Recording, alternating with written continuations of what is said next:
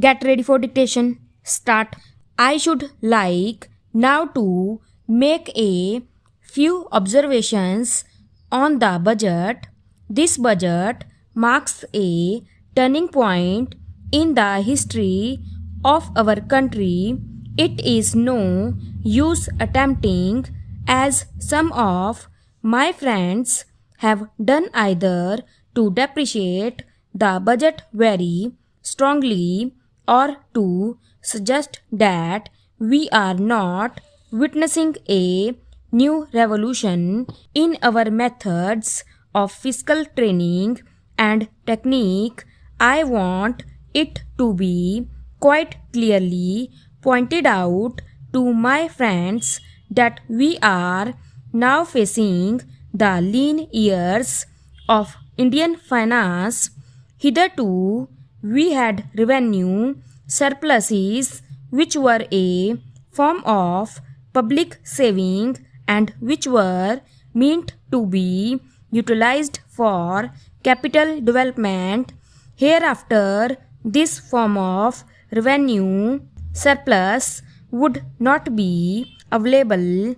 We have, therefore, to find out ways and means of implementing our great program of national reconstruction at minimum cost. My point is that the deficit on revenue account would be of the order of about rupees 19 to 20 crores. Here let me point out that I do not agree with those of my friends in the finance department who have attempted to suggest that rupees 9 or 18 crores which are obtained from Pakistan should be put to the revenue side of the budget. They are to be put on the capital side, but that does not seriously alter the trend of my argument. What I am suggesting is that we would have to be prepared for a deficit of a much higher order even on the revenue side. That itself should make us realize that there are very many problems which we have to face and that we have to undertake ways and means of increasing the resources of our country so that it might be possible for us to have a greater amount of surplus or a greater amount of public saving for the purpose of financing capital development. The finance minister, in the course of his speech, Mr. Deputy Minister, pointed out that the deficits during the past 2 years were of the order of rupees 83 crores.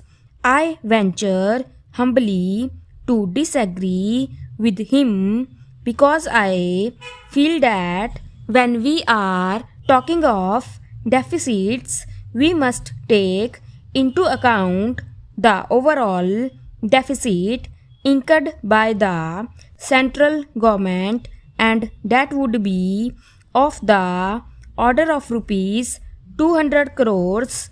During the years of relatively light expenditure, we had a shortfall of about rupees 200 crores. Undoubtedly, now when we are going to have a very great amount of expenditure, we might have a great amount of deficit, and we would have to find out ways and means of trying to meet our capital expenditure. Some members have pointed out that deficit financing is good. Others have pointed out that it is poison. One honorable member who preceded me pointed out that it could be taken like a tonic. Now I am not willing to enter into the merits of deficit financing or demerits of deficit financing in an academic spirit. The time has now come when we should face realities. I do suggest that we have to indulge in deficit financing because without indulging in deficit financing, it would not be possible for us to indulge in capital expenditure on such a large scale. But when we are talking of the scope of deficit financing, I would like to place before the House and the Finance Minister the two great limitations which face us. The first limitation that faces us is that concerning the internal price level, the Honorable the Finance Minister referred to the cost of living.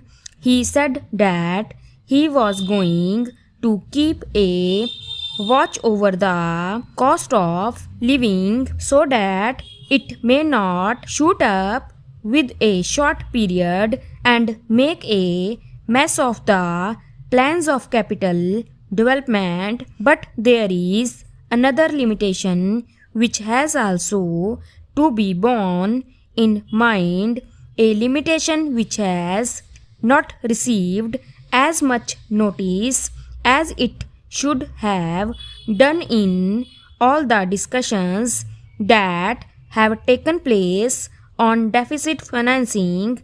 That limitation is the external limitation or the limitation which arises on account of our balance of payments position. I think this is an important, Mr. Deputy Speaker, as the internal price level, and I should like to elaborate that particular point a bit more because I feel that a time will shortly arrive when we might have either to reconsider our policy or might even have to leave the sterling club of which we are a member. The second serious limitation is as serious as the first. What would be the consequences of deficit financing on our balance of payments? The Finance Minister in his budget speech points out that so far as the balance of payments position is concerned, they have now, whether it is by accident or design, a favorable balance, and they have contributed about rupees 63 crores to the dollar pool during the past 6 months. But the moment we indulge in deficit financing, we have to be prepared for worsening of our balance of payments. Stop